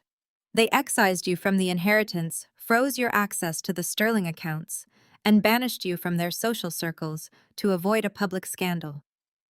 You have not had a dime of generational wealth since. You are a broke con artist who latched onto a megachurch pastor's daughter because you needed a new host to drain." The color drained from Preston's face, leaving him looking like a ghost. His jaw worked uselessly, unable to formulate a syllable of defense against the documented truth. He had played the billionaire heir perfectly, using the Vanguard's stolen funds to maintain the illusion of his own wealth. A gasp echoed from the doorway. We all turned. Chloe stood trembling in the corridor, having slipped past security to chase down her husband and parents. Her flawless makeup was ruined, her eyes wide with a realization that transcended panic. She looked at Preston, absorbing the destruction of her reality. The man she had married, the man she flaunted as her social prize, was nothing but a fraud. Chloe did not hesitate. The instinct for self-preservation that had always defined her kicked in with efficiency. She stepped into the office, her eyes locking onto Agent Miller with a desperate intensity. She ignored Preston, bypassing her husband, as if he were already a corpse. "I know where they hide the cash," Chloe blurted out, her voice trembling but determined. She pointed a shaking finger directly at my father and mother. "I know about the safety deposit boxes in Geneva. I know exactly how my father falsified the weekly tithing reports to skim the cash donations before they hit the bank. If you guarantee me full immunity right now in writing, I will give you every password, every vault key, and every ledger my parents keep in their safe." Vivian let out a guttural shriek of betrayal, lunging toward her daughter, her hands curling aggressively. Agent Miller moved with the swift, practiced efficiency of a federal operative, stepping smoothly between my mother and sister before Vivian's manicured claws could make contact with Chloe's face. He caught Vivian by the wrists, twisting her arms behind her back with enough force to halt her momentum entirely. 2 federal agents stationed in the hallway poured in to secure the room. They pulled a hyperventilating Vivian away from her daughter while my father collapsed into one of my guest chairs, burying his face in his trembling hands as the reality of his ruined empire crushed him. Preston remained frozen against the wall, a hollow shell paralyzed by the evaporation of his imaginary wealth and the looming specter of an indictment. Agent Miller ordered my parents and Preston to be escorted to the downtown field office for official questioning, citing the mountain of forensic evidence Marcus had meticulously assembled.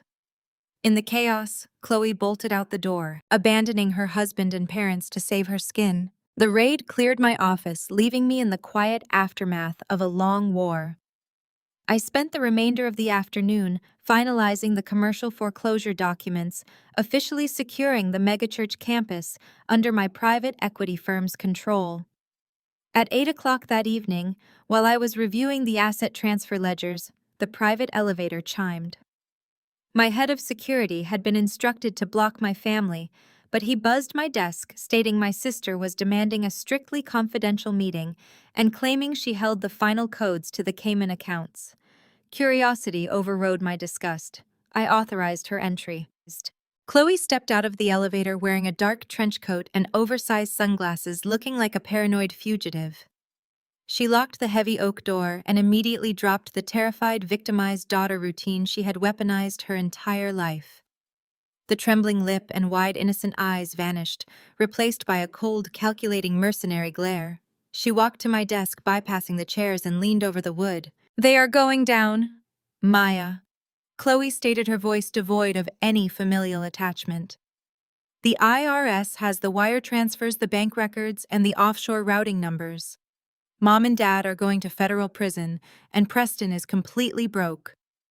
I am not going down with a sinking ship, and I am certainly not spending the best years of my life tied to a penniless fraudster." I stared at her, marveling at the sheer speed of her betrayal. "You are offering to sell them out," I noted, keeping my tone perfectly flat. "I am offering you a business transaction," Chloe corrected, pulling a folded piece of paper from her pocket. "You own the church debt and have access to Marcus's hidden portfolios.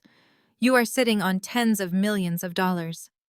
I know where Dad hid the physical ledgers documenting the cash skimming from the congregation tithes. The feds do not have those yet. I will hand over the ledgers and provide full cooperative testimony against Preston Mom and Dad. I guarantee their convictions.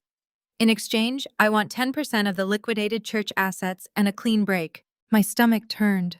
I had spent my entire life watching my sister manipulate our parents for designer handbags and luxury vacations, but the absolute sociopathy of her current proposal was staggering.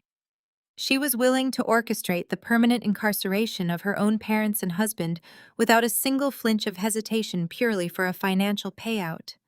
There was zero loyalty, zero remorse, and absolutely zero humanity left in her. "You truly have no soul, Chloe," I said, leaning back in my chair. "You will throw the man you married and the parents who spoiled you absolutely rotten straight into a federal cell just to secure a paycheck. Do not pretend you are morally superior," she spat, slamming her hand onto my desk. "You always thought you were so much better than me, just because you worked some boring corporate job and married a quiet accountant? I hated how you always acted like a martyr. I hated how Mom and Dad always secretly worried about what you thought of them, even when they were screaming at you. You were the independent one, the one they could not buy, and it made me sick." "Is that why you were so monstrous about Marcus?" I asked, locking eyes onto hers.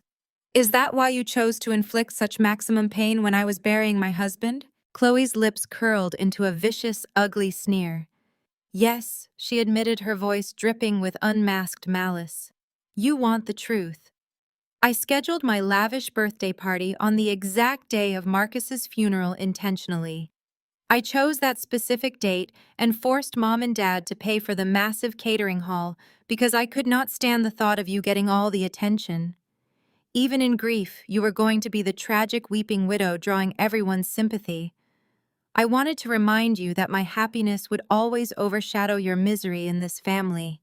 I wanted to humiliate you on the worst day of your life to prove that you still did not matter." The sheer depravity of her confession hung in the air, a toxic cloud of pure venom. She stood there, proud of her cruelty, expecting me to write her a check to reward her treacherous nature. I did not yell. I did not throw anything. I simply maintained eye contact with my sister, reached under the lip of my mahogany desk, and pressed the small concealed button that controlled the electronic lock on my adjoining private conference room. The heavy side door clicked and slowly swung open. Preston stepped out of the shadows into the main office, his face a horrifying mask of absolute devastation and boiling homicidal rage. He had been sitting quietly in that room for 20 minutes, having arrived earlier to beg for my legal intervention, and he heard every single word of his wife's treacherous betrayal. The atmosphere inside the suite grew so dense it felt difficult to draw a breath. Preston stepped from the shadows of the adjoining room, his eyes locked onto his wife with pure loathing. Chloe stumbled backward, her designer heels catching on the rug, her hands flying up in a frantic gesture of defense. She opened her mouth, stammering desperately, frantically, trying to assemble a lie, to backtrack her eager offer of federal cooperation. Preston did not let her utter a single syllable. He closed the distance in 3 strides, his aristocratic posture replaced by a violent stance. He was a cornered animal stripped of his charm. "You would eagerly send me to a federal penitentiary to secure 10% of the scraps," he hissed, his voice trembling with a toxic mixture of betrayal and unhinged rage. "After everything I did to elevate you from a pathetic preacher's daughter into high society." Chloe found her footing, the initial shock wearing off and leaving only her trademark survival instinct. "Your precious last name is completely worthless," she screamed, pointing a violently shaking finger directly at his chest. "You are a massive fraud. You do not have a sterling family trust fund. You do not have a multi-million-dollar inheritance. You are a broke, desperate criminal who used my family's church to fund your pathetic country club illusions. I am not going down for your amateur embezzlement scheme. I will gladly tell the Internal Revenue Service exactly how you funneled the congregation's tithes into those offshore accounts. I will personally hand them the physical ledgers myself if it means I get to walk away clean. I am not spending a single day behind bars because I married a sophisticated parasite." A dark, deeply chilling smile spread across Preston's pale face. It was the smile of a desperate man who realized he was already condemned and had actively decided to drag everyone else down into the flames alongside him. He would not face federal prison alone. He reached into the inner pocket of his tailored jacket and pulled out his smartphone. "You actually think you are the only one holding an insurance policy in this marriage, Chloe," he said, his thumb swiping aggressively across the screen. "You think I actually wanted to be permanently tied to your hypocritical family of religious salespeople." He tapped a specific audio file and turned the volume to maximum. The recording crackled to life, immediately filling the pristine corporate office with the unmistakable sound of Preston's own voice, slightly slurred with expensive scotch, speaking to an unknown associate in a private lounge. The voice on the digital recording was undeniably Preston, but the words were a horrifying masterclass in racist depravity. The recording captured him openly boasting about his sham marriage, describing the Vanguard megachurch not as a sacred place of worship, but as an endless, incredibly gullible cash cow. He referred to my parents, my sister, and the entire devoted congregation using horrific, dehumanizing racial slurs that made the blood freeze in my veins. He laughed on the recording, a cold, arrogant sound, explaining that marrying the vain, empty-headed daughter of a prominent black pastor was the perfect untouchable cover story. He outlined his entire sociopathic strategy aloud: leverage their desperate need for white aristocratic validation, ruthlessly exploit their megachurch tax exemptions, and systematically drain their operational accounts dry, while they eagerly paraded him around their community like a prized trophy. "I do not love her," the recorded. Preston sneered clearly over the background noise of clinking glasses. "I am simply enduring her exhausting vanity until the offshore accounts finally hit 8 figures. Then I am dropping the entire family back into the ghetto where they belong." I remained seated silently behind my heavy desk, perfectly still, watching the absolute destruction of the Vanguard family's golden child. Chloe had spent her entire existence thriving on the unearned adoration of others, genuinely believing her physical beauty and blind compliance made her invincible. She had constantly mocked my independence, ridiculed my corporate career, and aggressively flaunted her wealthy marriage as the ultimate life achievement. Now she was forced to stand paralyzed in a sterile corporate office and listen to irrefutable recorded proof that her entire life was a racist financial scam. She was just a convenient mark, and her grand society wedding was nothing but a grifter's long con. The color drained from her face, leaving her looking sickly. Her knees buckled and she collapsed onto the leather sofa, burying her face in her trembling hands as silent sobs began to rack her body. The consequences of her vanity were finally closing in. The grand illusion of her perfection was irrevocably shattered into a million jagged pieces. Preston abruptly ended the audio recording, slipping the phone back into his suit pocket with a look of supreme, malicious satisfaction. He looked down at his weeping, broken wife, offering absolutely no comfort, only cold, calculated disdain. "Consider that my official divorce filing," he stated, adjusting his jacket cuffs with sickening calm. He turned his attention back to me, attempting to regain his lost aristocratic composure. "You can keep this pathetic mess, Maya," he declared. "You can deal with the Internal Revenue Service, the impending bankruptcy, and your ruined family. I am completely done playing house with these people." He turned sharply on his heel, marching with purpose toward the heavy oak door. "I have a private car waiting directly downstairs," Preston announced, grasping the brass handle firmly. "I will be at the private airfield in exactly 40 minutes. By the time your federal agent friend finishes his paperwork, I will be halfway across the Atlantic on my jet, enjoying the accounts I salvaged." He offered one last, deeply arrogant smirk. "Good luck cleaning up the Vanguard tragedy." I did not raise my voice or stand up. I simply smiled a genuine expression of absolute victory and casually checked my watch. "His jet is grounded. I froze the corporate accounts 10 minutes ago." Preston collapsed onto the imported Persian rug, the final shreds of his false aristocratic arrogance evaporating into the sterile, heavily air-conditioned air of my executive office. The horrifying realization that his only escape route had permanently vanished left him gasping for panicked breath, paralyzed by the sheer calculating efficiency of his own financial ruin. The federal agents waiting patiently just beyond the soundproof glass moved in immediately, forcefully securing both him and Chloe before their vicious mutual destruction could escalate into physical violence. With the immediate threats effectively neutralized and the offshore accounts firmly locked down, my attention shifted to the final necessary public reckoning. Exactly 48 hours later, the Vanguard Ministry hosted its highly anticipated annual fundraising gala at the Grand Downtown Convention Center. Despite the looming federal indictments, the permanently frozen corporate assets, and the undeniable reality of their impending incarceration, my desperate parents refused to surrender their lucrative kingdom quietly. The cavernous ballroom was excessively draped in opulent white silk, towering imported floral arrangements, and cascading crystal chandeliers, intentionally presenting a desperate glittering illusion of infinite holy prosperity to the masses.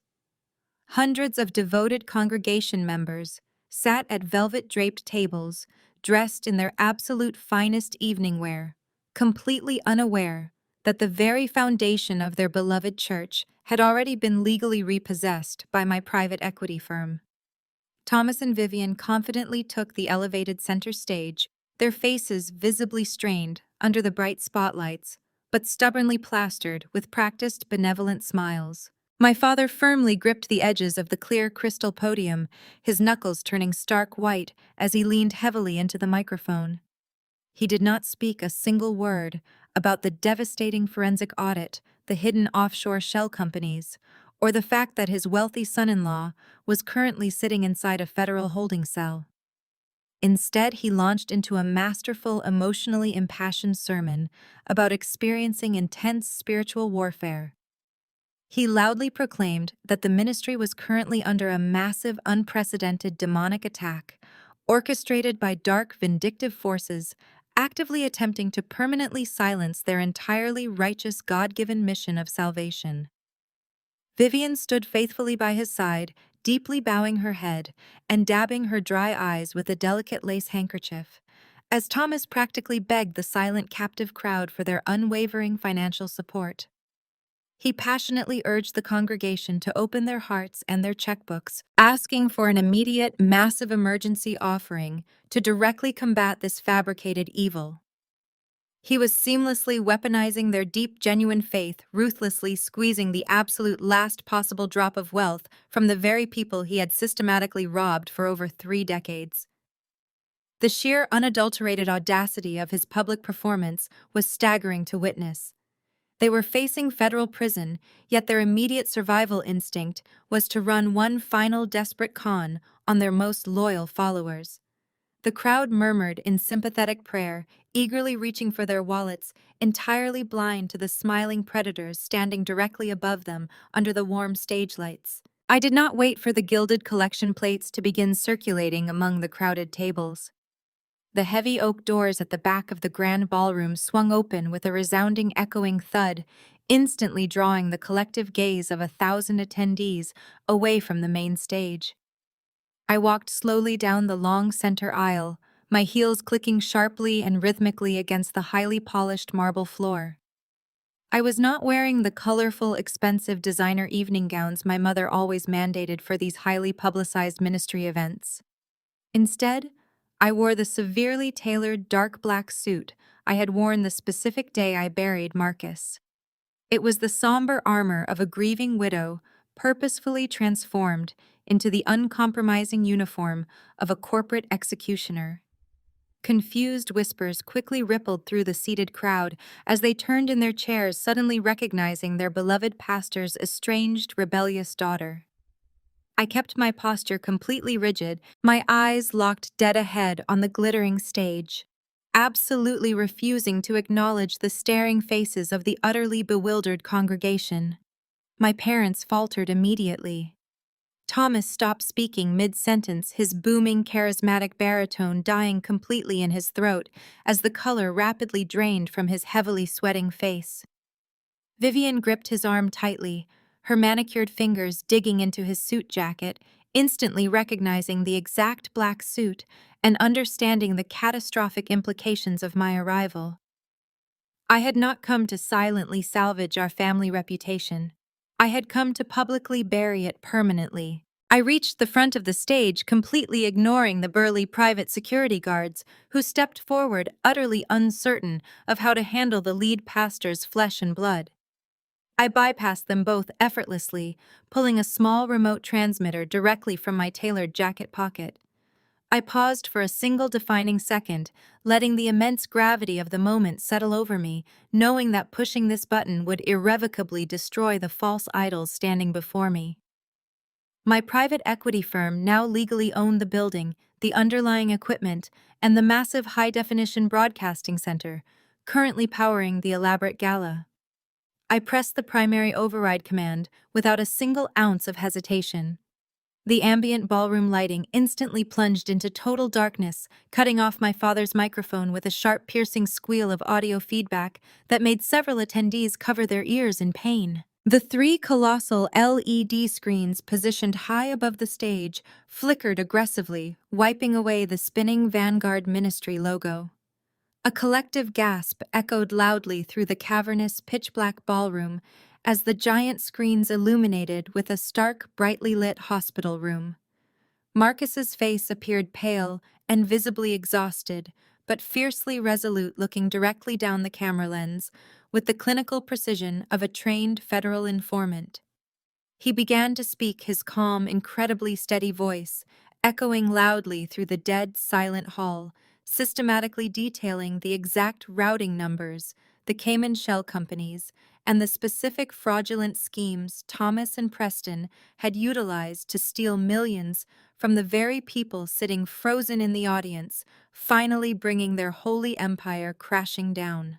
The video ended, leaving a frozen silence. The massive LED screens faded to a stark white casting, harsh shadows across the ballroom. For 10 agonizing seconds, nobody moved. The congregation sat paralyzed, grappling with the irrefutable visual evidence of their spiritual shepherd's financial depravity. Then the collective shock shattered, instantly replaced by a deafening roar of unadulterated fury. 1,000 voices erupted simultaneously, a tidal wave of betrayal echoing off the vaulted ceilings. Chairs scraped violently against the polished marble as parishioners leapt to their feet. Men and women abandoned their pristine dinner tables, their faces contorted with profound heartbreak and boiling rage.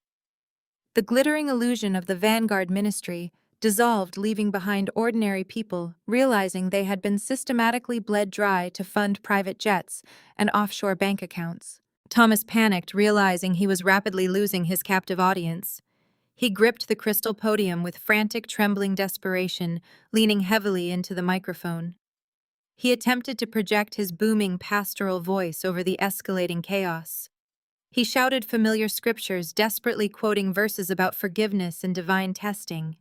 He raised his hands toward the ceiling, commanding the flock to fall to their knees in prayer against this fabricated spiritual attack. His voice cracked, devolving into a shrill shriek of a cornered predator. The congregation did not fall to their knees. In a spontaneous movement of absolute rejection, the attendees closest to the stage turned their backs on him. The movement rippled outward row by row until hundreds of people stood facing the doors, offering the disgraced pastor a wall of silent contempt. Vivian realized the true catastrophe instantly. The adoring smiles, the deferential nods, the constant stream of breathless compliments she had fed on for 3 decades had evaporated. The loyal subjects who used to eagerly hang on her every word now looked at her with pure, unfiltered disgust.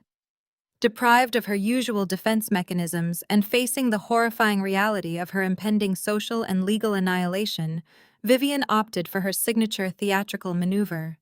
She let out a piercing dramatic gasp, threw her manicured hand over her forehead, and collapsed backward in a perfectly choreographed swoon.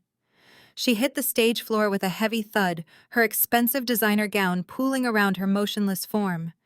In any previous year, a dozen devoted deacons would have instantly rushed the stage, frantically offering water and fanning her face. Tonight, no one moved a single muscle. The congregation simply stared at her prone body with cold, unyielding indifference. Her spectacular performance was met with absolute apathy, stripping away the last remaining shred of her manufactured royal status. I stood rigidly at the foot of the stage, silently observing the total collapse of their empire. The intense anger swirling through the ballroom was palpable, yet a strange, profound peace settled deeply into my bones. A figure detached himself from the front row of tables and moved slowly toward me. It was Elder Harrison, a founding member of the church board, and a man who had known me since I was a toddler, playing in the sanctuary aisles. He looked older, his shoulders slumped beneath the heavy weight of the devastating revelation. He stopped a few feet away, taking his time to look at me, truly looking at me perhaps for the very first time in 15 years. He did not see the bitter, rebellious prodigal daughter my parents had constantly complained about. He saw the woman who had just risked everything to expose the rot poisoning their community. Maya. Elder Harrison began, his voice rough and trembling with unshed tears. He slowly reached out and gently took my hands in his own. For years your father stood at that pulpit and told us how deeply your greed and corporate ambition had corrupted your spirit. Your mother sat in our living rooms and wept, claiming you had abandoned this family because you believed you were too superior for our humble, faithful life.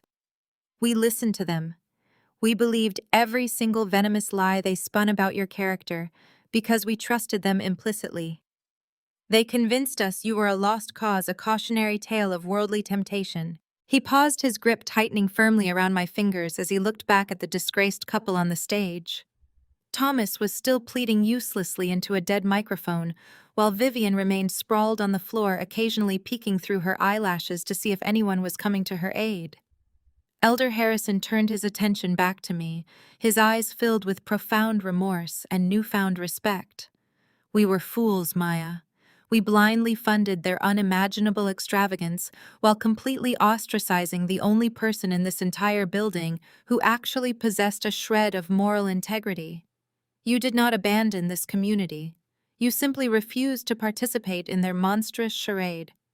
You tried to warn us, and we shut you out. I am so incredibly sorry we chose to believe the wolves instead of the shepherd's daughter.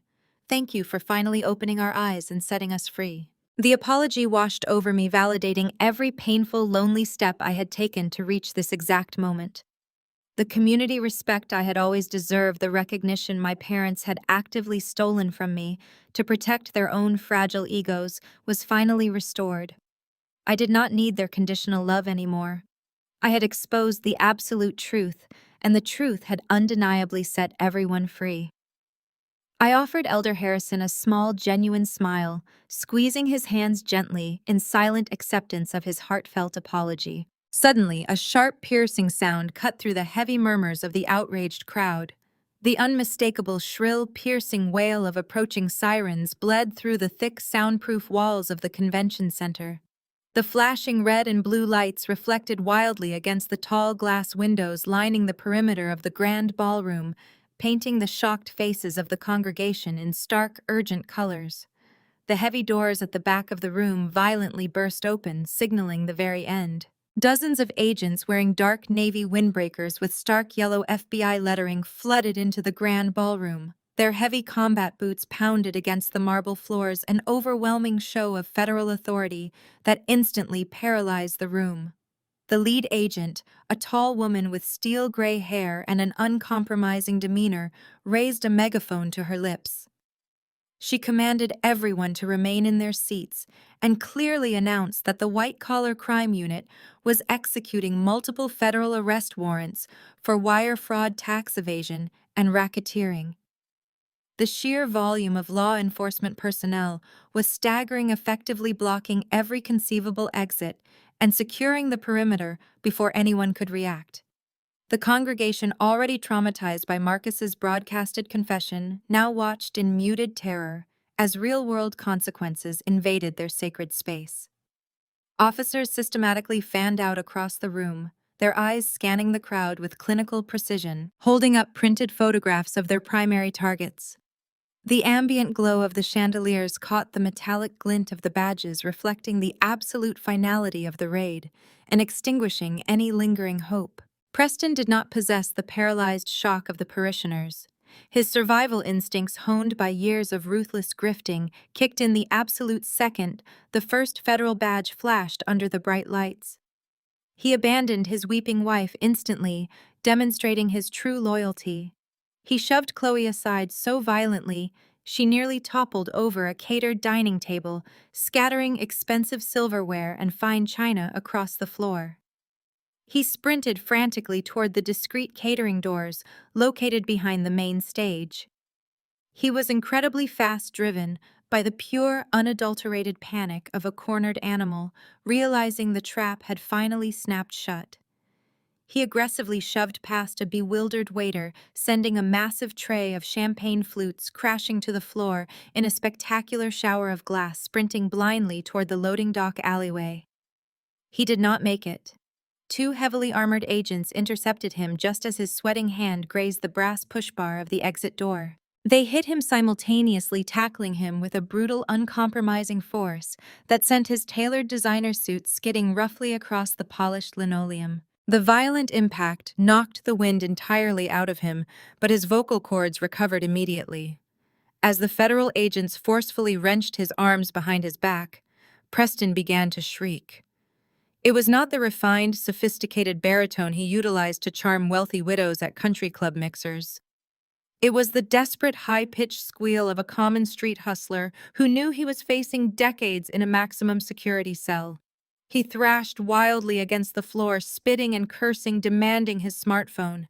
He screamed that they were violating his civil rights, arrogantly threatening to call his imaginary team of trust fund attorneys and destroy their careers. He yelled that he was a sterling, a protected member of the social elite, and that they possessed absolutely no jurisdiction over his private wealth. The performance was pathetic and entirely transparent. The heavy steel handcuffs ratcheted tightly around his wrists with a definitive metallic click, instantly silencing his loud delusions of grandeur. The agents hauled him roughly to his feet, ignoring his frantic, pathetic sputtering. His bespoke jacket was torn at the shoulder, his expensive silk tie was heavily smeared with spilled wine, and his aristocratic armor was permanently obliterated. He was reduced to exactly what he had always been, beneath the expensive facade, a broke, desperate criminal caught in the act. Back in the main ballroom, the lead FBI agent marched directly up the center aisle toward the elevated stage. Thomas stood frozen behind his crystal podium, his hands hovering uselessly over his open Bible. He looked completely hollowed out, his charismatic aura totally evaporated, leaving only a terrified, aging man facing the absolute ruin of his carefully constructed empire. Two agents flanked him seamlessly, stepping onto the plush carpeting of the platform. They did not shout or draw their weapons. The overwhelming weight of their presence was entirely sufficient to establish complete control of the situation. They instructed him to place his hands behind his back and interlock his fingers. The congregation, the very people who had revered him as a divine conduit for over 30 years, watched in absolute horrified silence. No one shouted in his defense. No one offered a fervent prayer for his miraculous deliverance. They watched the cold steel cuffs lock around the wrists of the man who had stolen their life savings to fund his vanity. Vivian remained on the floor nearby, suddenly miraculously revived from her theatrical fainting spell, sobbing hysterically, as a female agent gently but firmly pulled her to her feet to face her own undeniable arrest. Thomas was slowly escorted down the stage steps, his head bowed the reality of his impending incarceration, finally crushing his massive ego. As the agents guided him down the center aisle, through the sea of his betrayed followers, he abruptly stopped. He planted his feet on the marble floor, forcing the agents to halt momentarily. He looked up, his bloodshot eyes frantically searching the crowd until they locked onto me. I was still standing perfectly still near the very front row, watching the final act of this tragedy unfold with unwavering clarity.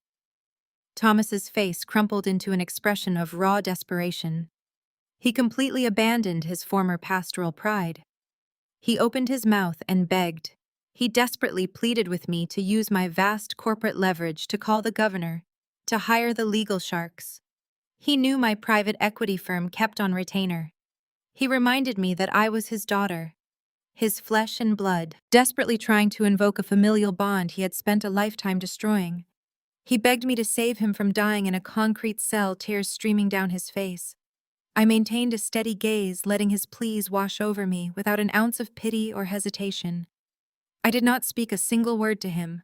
I simply turned my back on him forever and walked toward the exit. The federal government wasted no time dismantling the remnants of the Vanguard Empire. By sunrise, a fleet of unmarked black vans and armed agents descended upon the sprawling estates my parents and sister called home. The seizure was absolute. Vivian and Chloe stood shivering on their immaculate front lawns, entirely stripped of their phones, credit cards, and dignity, watching authorities catalog their stolen wealth. Agents ruthlessly tagged Hermes Birkin bags, confiscated vaults of diamond jewelry, and loaded racks of custom-tailored mink coats into evidence boxes. Chloe shrieked in horror as a tow truck hauled away her prized Mercedes G-Wagon, the tires screeching against the asphalt. Her frantic demands to contact her private wealth manager were met with cold silence from agents who casually informed her that every offshore account Preston established was permanently frozen. The Sterling Family Trust was a complete fabrication, an illusion constructed to facilitate the fraud that destroyed her life. Vivian fared no better. She watched paralyzed as the massive iron gates of the pastoral mansion were padlocked shut with federal seizure notices. The kingdom she had ruthlessly defended was gone. They were left stranded on the sidewalk with nothing but the evening gowns they had worn to the gala, the crisp morning air chilling them to the bone. The societal backlash was instantaneous and brutal. Vivian frantically walked to the neighboring estate, knocking on the heavy oak doors of her closest country club confidant, expecting immediate sanctuary and a hot cup of artisanal tea. The curtains twitched, but the door remained firmly bolted. The wealthy parishioners and high society socialites, who had practically worshipped my mother just 24 hours earlier, now treated her like an infectious disease. They had all seen the devastating evening news broadcast. They had all watched Thomas being perp-walked in handcuffs. The toxic taint of federal indictment was an immediate social death sentence. As the afternoon dragged on, the sky darkened, mirroring the bleak reality of their new existence. A torrential downpour began, unleashing a relentless freezing rain that quickly soaked through their expensive ruined silk dresses.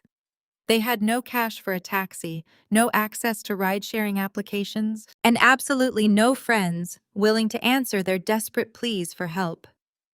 Chloe's designer heels blistered her feet as they trudged through the unforgiving storm, their perfectly styled hair plastered flat against their pale, shivering faces. They were reduced to wandering the city streets, like the very people my father had always preached against. Desperation breeds unimaginable humility. Stripped of every viable option, they were violently forced to seek refuge from the one person they had spent a lifetime systematically trying to destroy.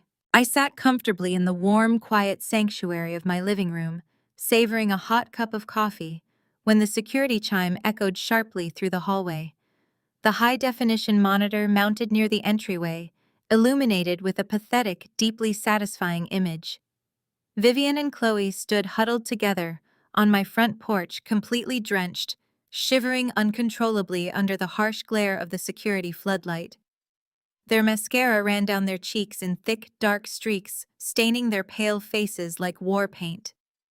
I set my ceramic mug down on the counter, took a deep, centering breath, and walked to the front door.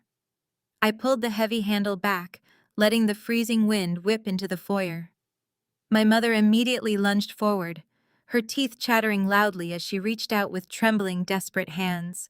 She attempted to summon her old commanding maternal authority, but her voice was a fragile, broken croak.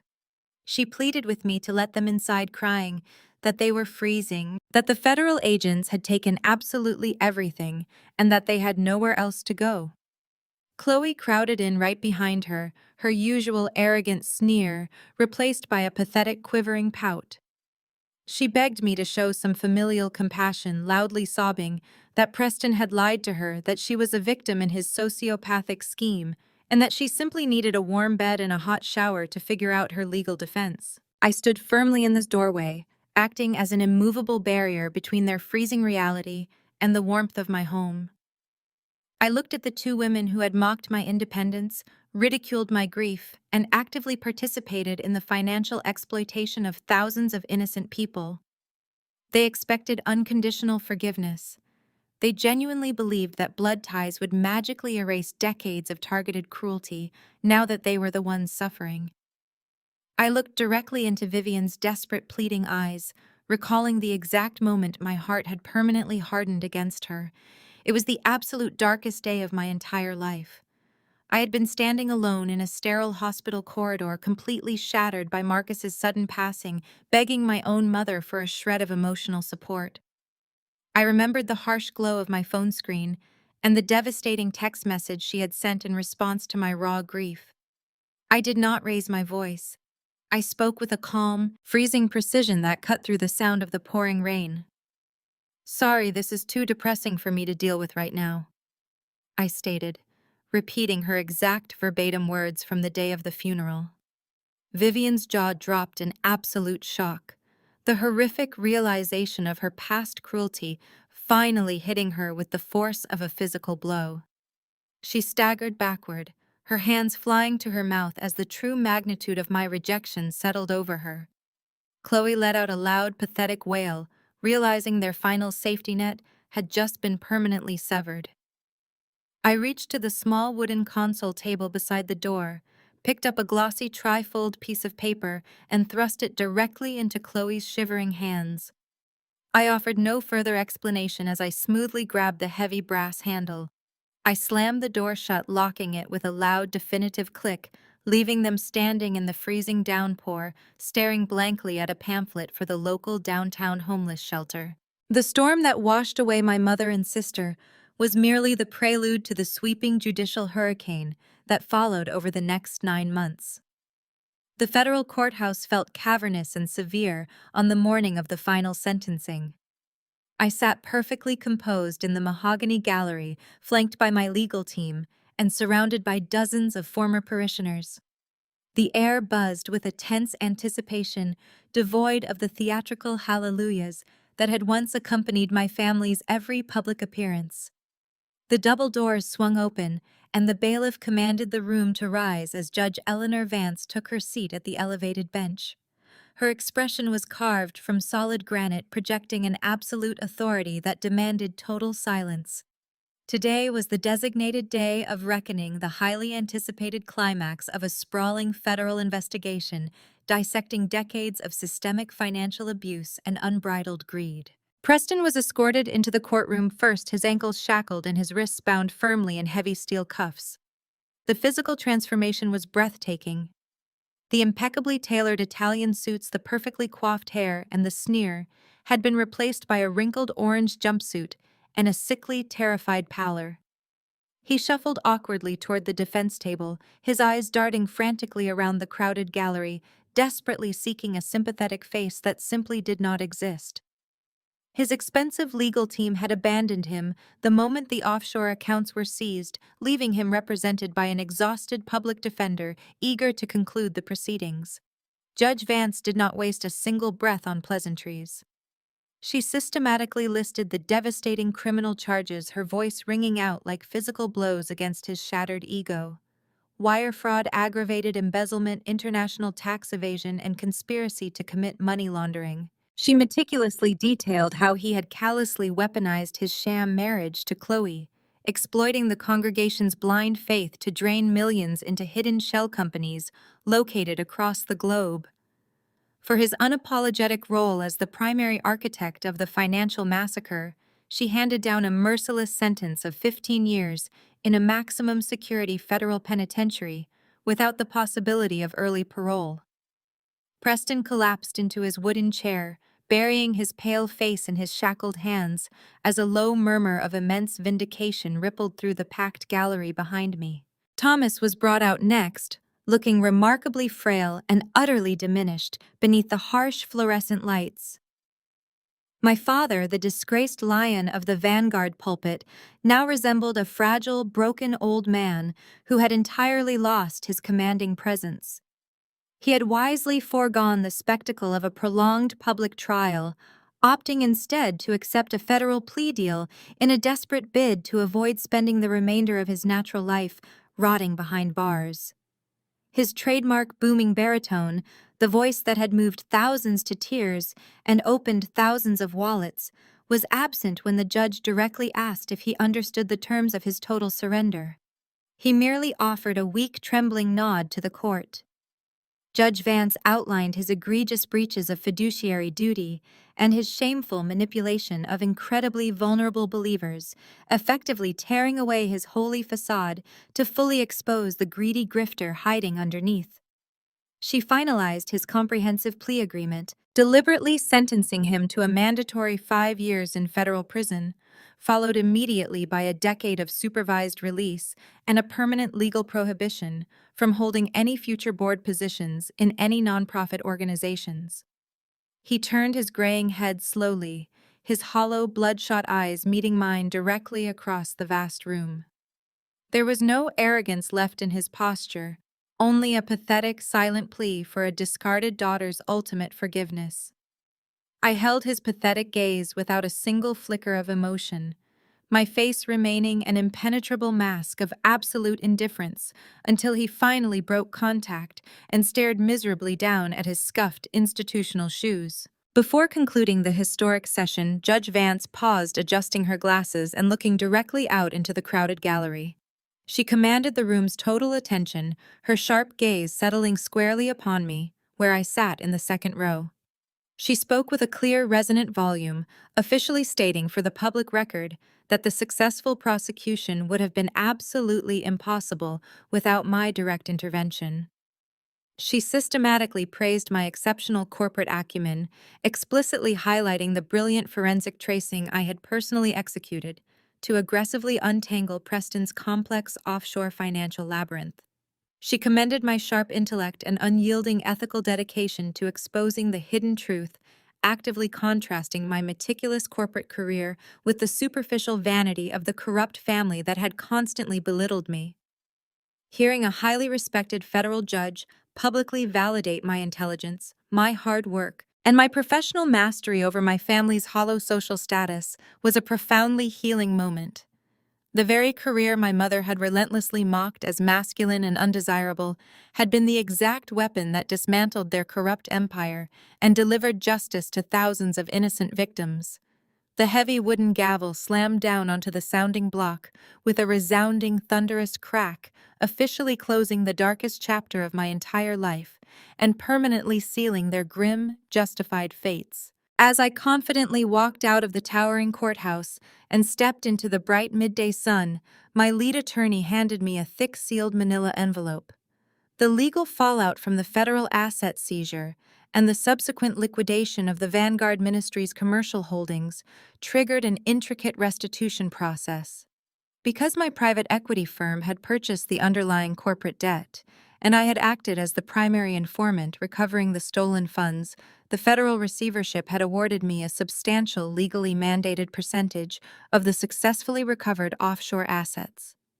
I very slowly opened the heavy envelope, sliding out the official bank transfer confirmation document.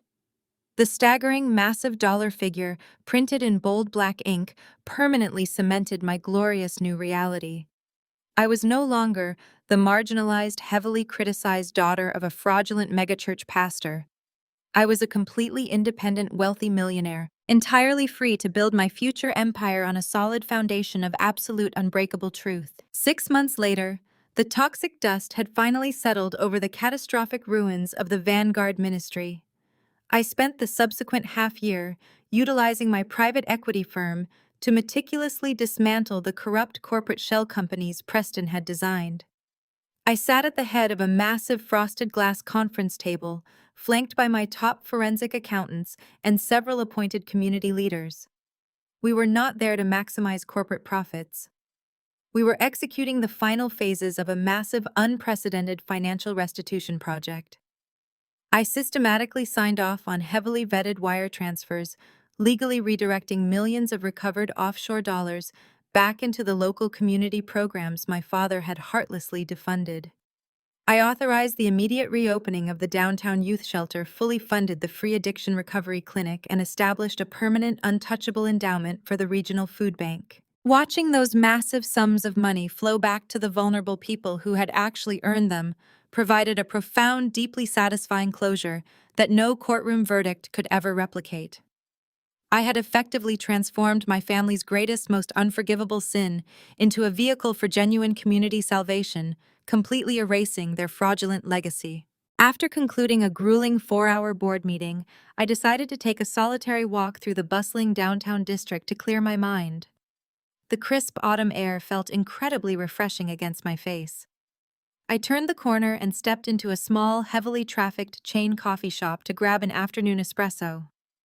The bell above the door chimed cheerfully, masking the mundane reality of the scuffed linoleum floors and the overwhelming smell of roasted beans and stale mop water.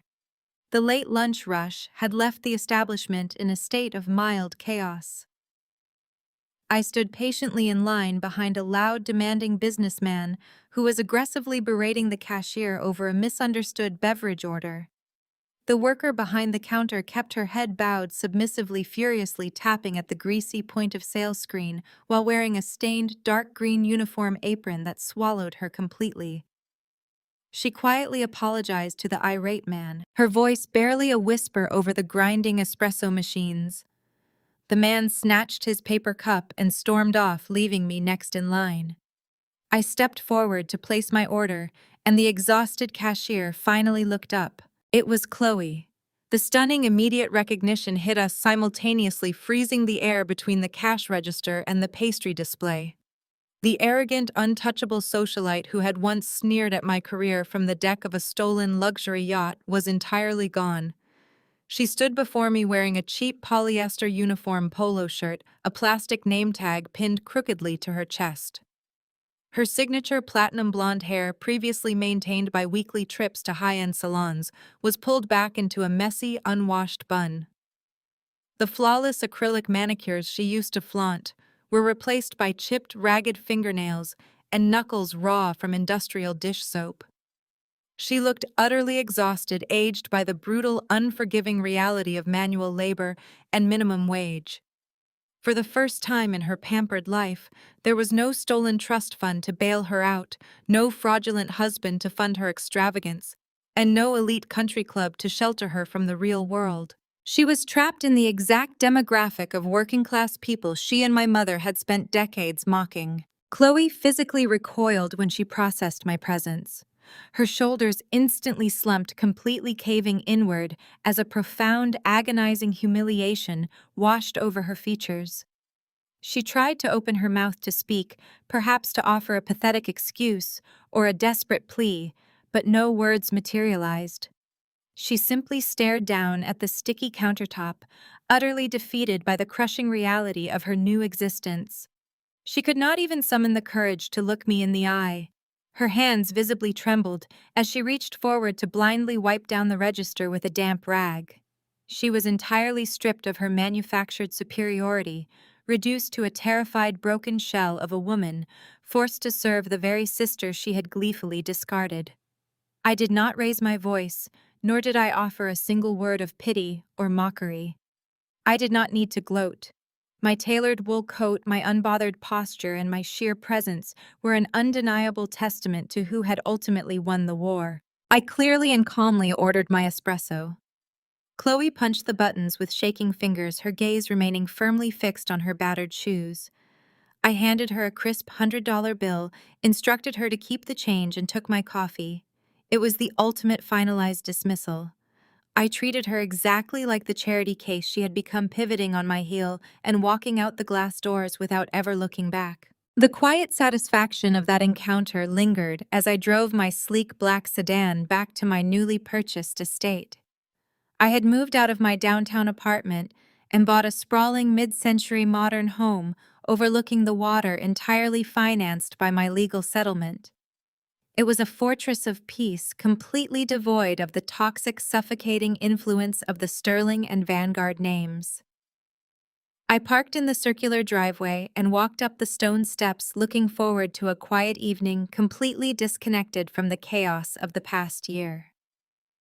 I unlocked the heavy oak front door and stepped into the grand foyer, instantly noticing a figure waiting patiently in the adjacent sitting room. It was Arthur Vance, the senior partner of my legal team, and the man who had expertly navigated the federal settlement.